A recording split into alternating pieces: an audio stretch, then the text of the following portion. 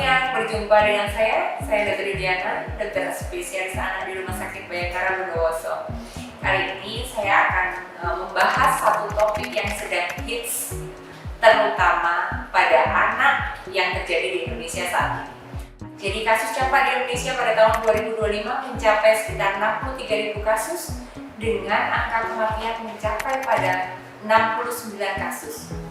Dan bahkan sampai pada tahun 2026 ini yang tercatat di bulan Februari atau sekitar minggu ke-11 itu sudah didapatkan angka KLB campak sekitar 58 KLB pada 34 kabupaten atau kota di Indonesia di 14 provinsi.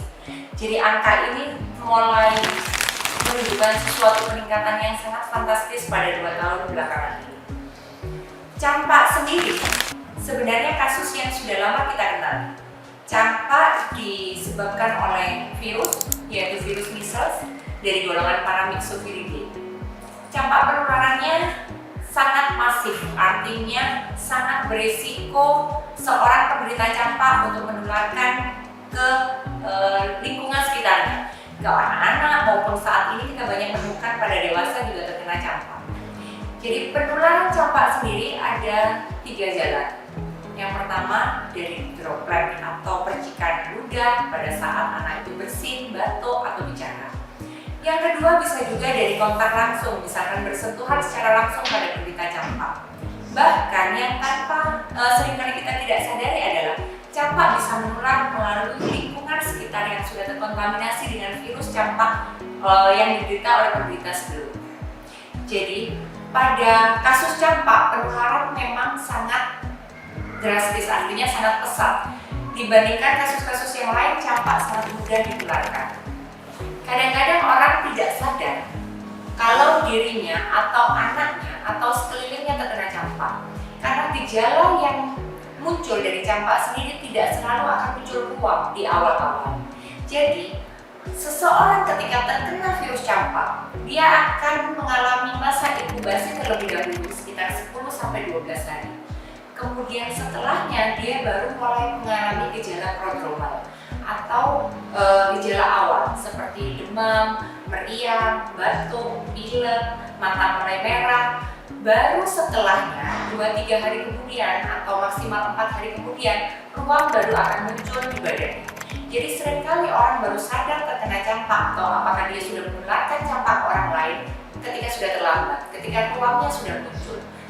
Padahal penularan bisa terjadi sejak 4 hari sebelum ruam itu muncul sampai 4 hari kemudian setelah ruam itu muncul. Campak sendiri bisa menyerang beberapa organ dari tubuh anak atau tubuh manusia itu sendiri. Jadi umumnya campak akan menyerang semua mukosa mulai dari kepala sampai badan. Jadi dia bisa muncul dari mukosa mata, misalnya dia mulai matanya merah, bengkak, belekan, keluar sekret, keluar cairan. Kemudian menyerang mukosa mulut, dia mulai mulutnya kering, pecah-pecah, berdarah, atau bahkan sariawan. Kemudian mukosa saluran nafas, dia mulai muncul batuk pilek, bahkan dia bisa sesak nafas. Mukosa saluran pencernaan, dia bisa muncul diare, nyeri perut, muntah-muntah, dan sebagainya. Jadi bagaimana penata laksanaan campak untuk selanjutnya? Campak, pada kasus campak kita tidak memberikan terapi definitif, artinya kita tidak disarankan untuk memberikan antivirus khusus. Yang perlu kita kerjakan adalah memberikan terapi suportif dan terapi simptomatis. Terapi suportif berupa nutrisi, cairan, istirahat, dan isolasi yang tepat untuk kasus-kasus campak. Serta kita bisa memberikan tambahan vitamin A sesuai dosis untuk mengurangi komplikasi dan mortalitas pada kasus campak. Terapi simptomatis kita berikan sesuai gejala. Lalu kapan kasus campak memerlukan rawat inap atau rujukan ke rumah sakit? Satu, apabila kita mendapatkan kondisi anak yang mulai dehidrasi atau kekurangan asupan. Dan kedua, kita mulai mendapatkan komplikasi pada kasus campak, misalkan pneumonia atau infeksi paru, ensefalitis atau infeksi otak. Pada kasus-kasus yang begini memang kita memerlukan perawatan lebih lanjut, terutama pada anak. Mari kita bersama-sama memberantas campak ini. Kita mampu menata laksana dengan baik dan bahkan kita mampu mencegah kasus campak berikutnya.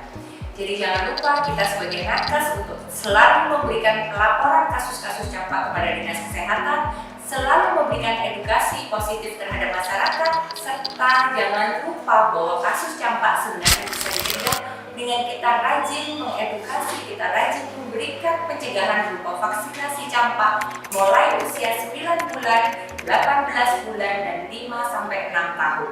Mari kita sama-sama memberantas kasus campak demi perbaikan generasi Indonesia.